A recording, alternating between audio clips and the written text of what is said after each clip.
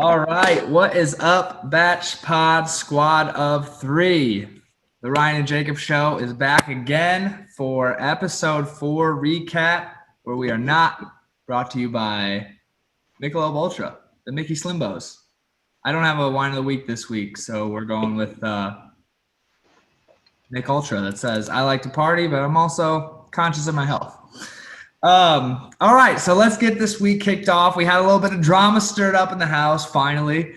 The Thomas stuff kind of comes to a head, and we start off the episode with Thomas kind of talking to Courtney about how he's, like, feeling, basically, and wasn't a great convo for Thomas, I don't think. Courtney was just basically saying this guy likes to talk, and he can tell that he's a good talker, which we've all kind of seen. Did you see that first initial conversation? What did you think of that? Yeah, I think it was just some airtime for Courtney to have his shirt off and working out. He had no content. Almost every episode. Yeah, really no content that we kind of already know, and Courtney doesn't really like him. He talks too much. I think Thomas is trying to find somebody to kind of not relate to, but just like talk to. And we kind of find that person kind of later in that episode. But yeah, that episode or that part was just kind of just a throw in to have some shirts off. Just a little filler. Yeah. So from there, we kind of just we go right into the first group date. And Katie's basically like saying she wants to get these guys' sense of humor out. So they do this truth or dare date. What do you think about the group date?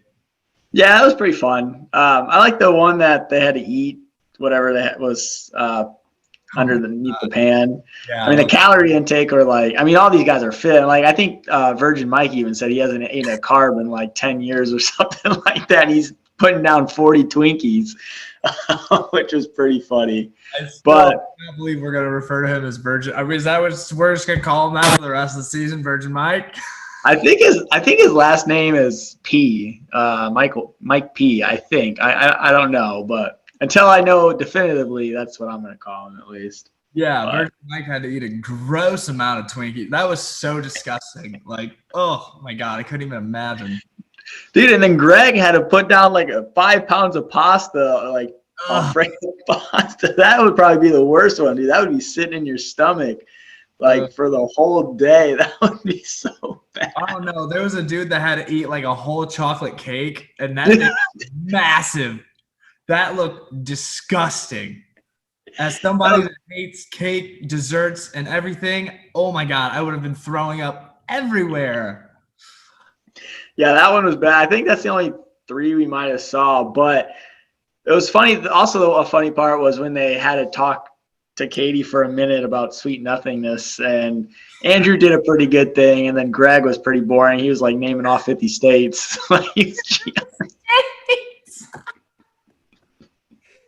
So that wasn't a great look for Greg, but he kind of redeemed himself on the group outing. But yeah, it was a fun date.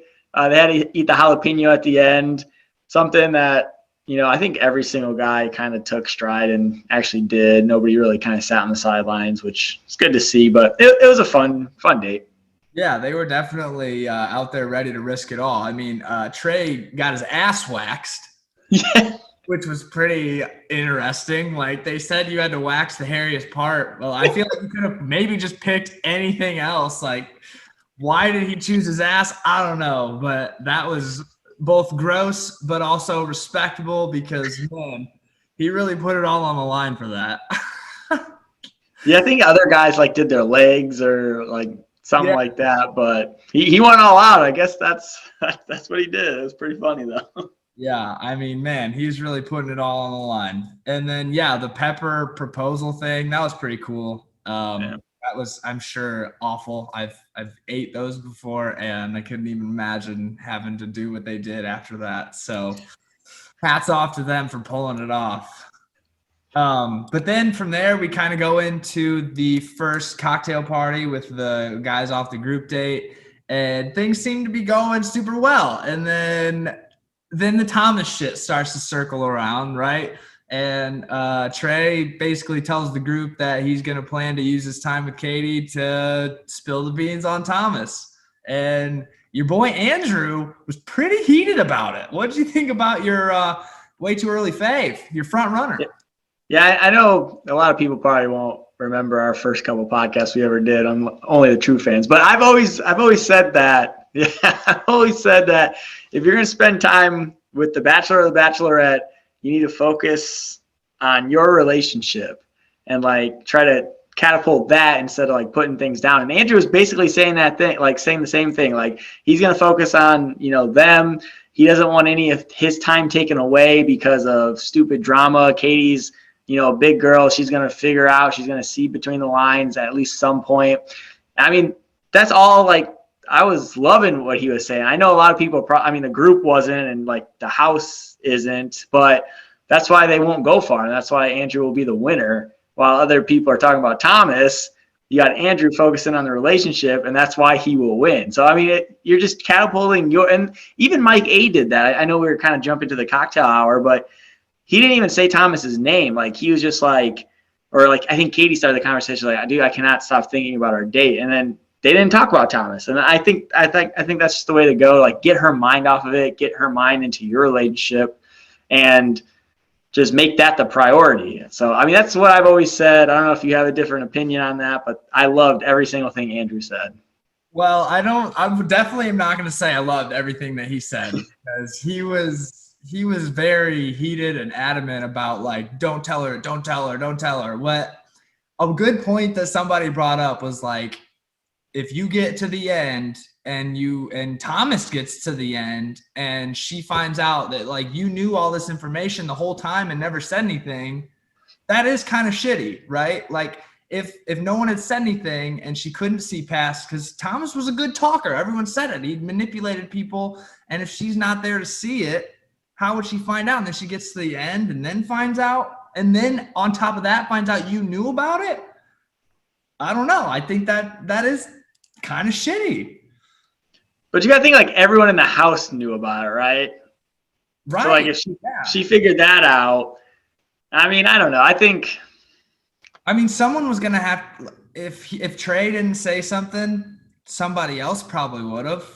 And like eventually it's going to come out. And if, like I said, if she finds out you knew about it and never said anything or withheld information, that's going to look bad on you in the end too. Like you might do really well in the now, but what's it going to look like when it gets to the end? Yeah, but I'm thinking like you have so little time. I get that part. I do get that part. You don't distract from that. But like I get how, he was pretty adamant, like kind of, and I wouldn't even say he was yelling. He was just kind of talking, and then people started yelling. He was edge. Like everyone's voice raised every sentence, like every other sentence. So, but everyone was going wild. Yeah, but it's just kind of difference of opinion. Like if I only have X amount of time with Katie, I'm going to just focus on us. But if I had like an hour or like if it's like top 5 or top 6 and I have, hours of dates, yeah, I'll bring it up. Not like stuff that happened a month ago. Yeah, I was going to say that would be way worse if you get not that 5 and you're like, hey, this guy that's also in the final 5, he's been a dick the whole time. Like you didn't care to say anything before now? Right. I wouldn't do that. Yeah, there's really no good time to bring it up, and that's kind of my point. Like, there's never going to be a good time to do it, but is it something that probably needs to be brought to our attention? Yeah, probably. Especially with Katie, because she started bringing stuff on the last season to Matt, and I think she appreciates when you see how she appreciates it with Trey when he got or with the rose. She appreciated the other guy, I think his name's Aaron, who did it the first time, who kicked the other guy out. So like she's the type of bachelorette that wants to likes to know that and respects everything. But let's say like we're in the rose ceremony or the cocktail hour, and she knows about Thomas, she knows, and then she does her speech like I don't, whatever she said. All the guys except Michael A. talked about Thomas in that 10 minutes or 5 minutes that they get with her. Like that's something I would not do. Like that is wasting your time for sure. I agree with that. I probably wouldn't have jumped in on like the group slam session there Mhm. because yeah, you're just adding fuel to the fire. She already Right. has all the information. Like there's really no need for all of that. I do agree with that part. But yeah, in the sense of Andrew being so mad that he was gonna bring it up, like I understand what he was saying, like and what you're saying, but I do kind of tend to lean the other way, and I agree with what Trey did. And like you said, he gets the rose for bringing that to her attention. But Andrew S. and Greg, our two picks, did have really good one-on-one combos before that all happened. So that was definitely something worth noting. And my boy Greg gets Katie to say that she's fallen for him. I didn't hear her say that about anybody else. So I'm just saying that. I think Team Greg is just thriving right now.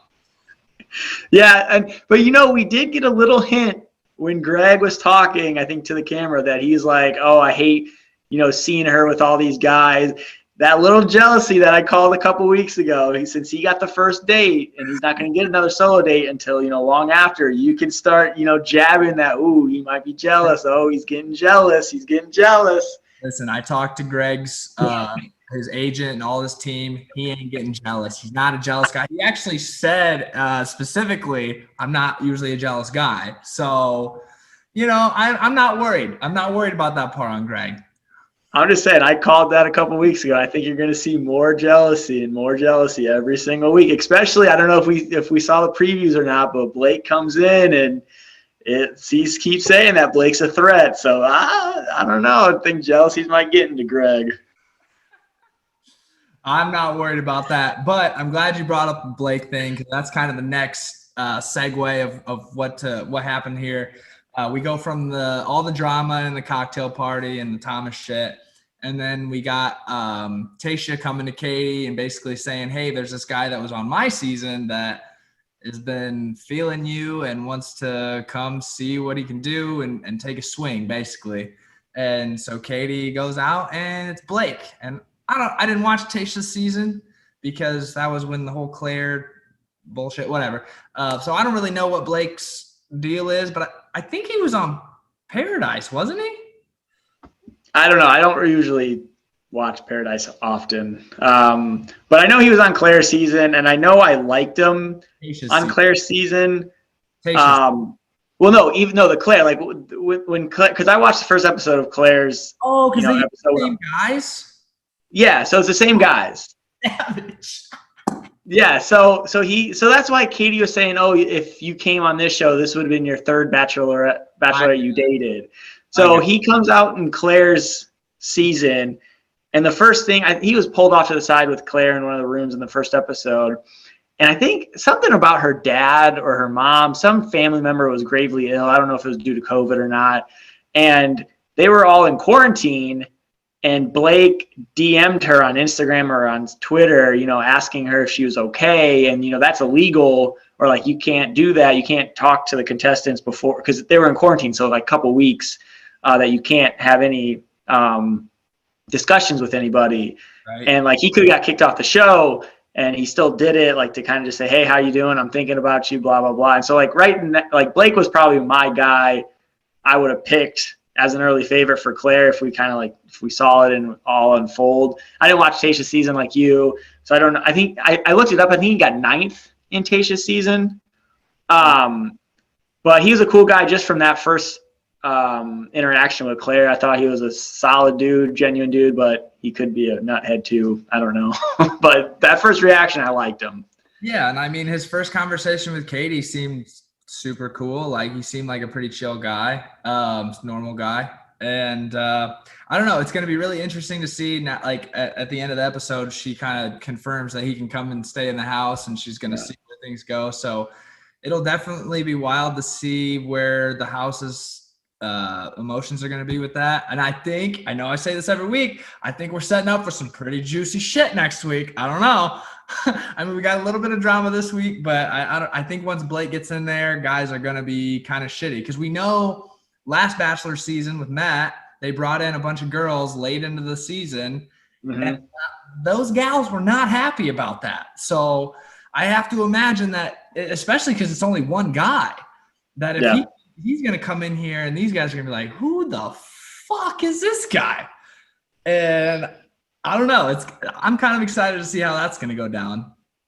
Yeah, I mean, I have too. I mean, Blake is a good-looking guy, and he's done this before. So, I mean, strategy, I don't know if you can call it strategy, but, like, he knows what he's doing.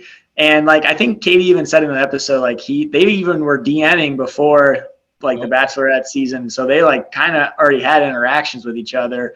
So, I don't know. I want to see how Blake does that first episode, but he could be a sneaky favorite that could kind of jump off the page, and he could actually go far. Yeah, he definitely could. I don't know. He does seem like a nice guy, but again, I haven't seen a whole lot of him, so we'll kind of see how that unfolds. And so after that, there was a little bit of a conversation between your guy Andrew and Thomas, kind of in the middle of this in the episode here. It kind of seemed like Andrew was the guy that Thomas was maybe forming a little bit of his friendship with in the house. Yeah. I was like, I don't know if this looks good on Jacob's pick. I mean, I think it was just kind of more Thomas talking and Andrew kind of agreeing, like, this shit's just kind of blown out of proportion a little bit. I don't know. He's got to find someone. Andrew has done nothing with Katie that has got me worried. Like, this ain't nothing. Yeah, until she watches all the tape playbacks and she's like, man, this guy's a dick. The wedding will be already over with her and Andrew, so I mean, it is what it is. Yeah, okay. Well, when her and Greg are together and Andrew doesn't even know what to do with himself. All right. So anyway, after Andrew and his new best friend Thomas had their little talk, we go into Thomas goes to Katie's room before the cocktail hour, the pre-rose ceremony cocktail hour. Very important time for guys to get their moment. Mm-hmm. Thomas goes to her room and they gotta talk it out, right? And we get classic Thomas spewing words with no substance, basically telling Katie what she wants to hear and all the cliches. Yep. Just again, no specifics, just all those very general like statements. I really want to be here. Like at first it was about The Bachelor, but then I met you. I hadn't met you yet before when I was thinking that. Like, do you have any thoughts on that combo? I mean, it was basically all bullshit, but yeah, it was all bullshit. And then he talked before Katie gave out her first rose, spewing more bullshit about apologies to Katie, and I apologized to the guys. Speech was so stupid. Yeah, I mean, those parts of the episodes make me kind of cringe. Like I don't have my full attention because I know it's all just BS, and he's just saying what he's got to say, and he's been doing it all season. So I mean, every time Thomas has talked this season, I've like zoned out because it's like, this guy is so stupid and he's just so paper. Yeah, it's just so stupid. I really have no thoughts. I'm glad he's gone. Oh my God, I'm so glad you brought up that speech right before she's about to hand out roses. Like, oh my God, this guy, like, this had to have been his last ditch effort, and he thought maybe if I acknowledge all of the bullshit that I've put everyone through, that she'll see that I'm genuine. I don't know what he was thinking, dude, but that was terrible. And he's like apologizing to the guys, and he's apologizing to Katie. And I mean, everybody in there is just like, okay, dude. Like, and yeah, so fast forward into the cocktail party. My favorite part of this episode was actually when Thomas walks in late. Aaron is the first guy to say something. He's just like, hey, a little late to the party, huh? That was incredible. And Thomas was just like, yeah, I had to go talk to Katie. Oh my God, that was great. But then we kind of from there, like, I mean, everybody just kind of starts arguing there, right? And your boy Andrew again starts raising his voice at people. So I'm not sure if he's a nice guy. I really don't know. I don't know. He was raising his voice at people. He sounded kind of like a dick. I don't know. But so then everybody starts arguing before Katie walks in, and that's when we get a little bit of our drama started up. What'd you think about your boys Andrew, his performance there? I mean, he's kind of on this one lane that he thought it was dumb, and at least he's sticking to his story. Like, he's not trying to flip-flop. and saying, oh, I'm glad Trey did it, all that BS. So, I mean, at least he's going. And I really don't like Aaron. That's the guy that, is like, not the tattletale, but first told Katie about that one guy. I think he's just there because Katie kind of trusts him to tell around the house. I think he has no shot. But I don't know. At least he's sticking to his story and he's sticking in one lane. I think he's just kind of a passionate guy, and that could be a good thing. I don't know, man. I don't think Andrew's going to be sticking around too long. Okay, we'll see. We'll see. The team Greg train is obviously rolling full steam ahead. I mean, Katie said she's falling for him. I mean, it's inevitable. They're going to get married one day, and it's going to be beautiful. But, all right, so then we get to the rose ceremony, and we lose 4 guys. So Christian, David, Connor, one of the letters between A and Z as his last initial. I don't know what it is. I think C. It's not the cat Connor. So, and then Thomas. Thomas gets sent home. And the greatest part about Thomas getting sent home was that she called him up as if she was about to give him the last rose. And he like stepped up to her and she backed up. Which was a savage move that I absolutely loved. And then she like basically called him a liar and said, "Get the fuck out of here." And like the facial expressions on all the guys when she called Thomas's name were priceless. Yeah.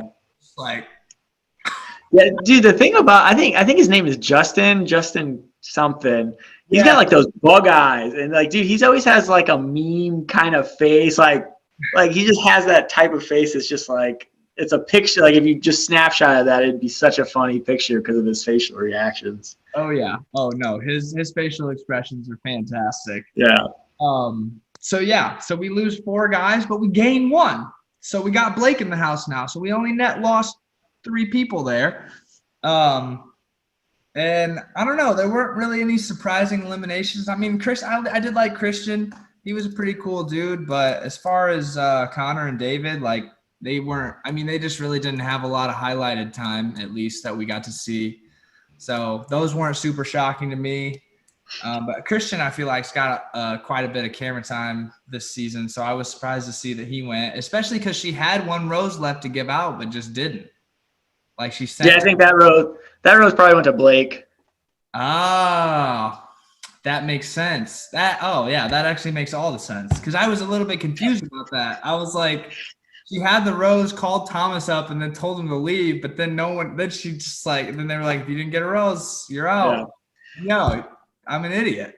And I want to point out something else. Like when Katie and Michael A had their one-on-one time, dude, Michael A is so good at just like with his words. Like he just has like such good just vocabulary, and like he's so good with the way he like talks, like way better than Thomas. Like it's like genuine feeling. Like he has a way with words, and it's nice, and that is why I picked him to be the next Bachelor. And I know I wanted you to think about it all week and stamp the approval. So who do we got?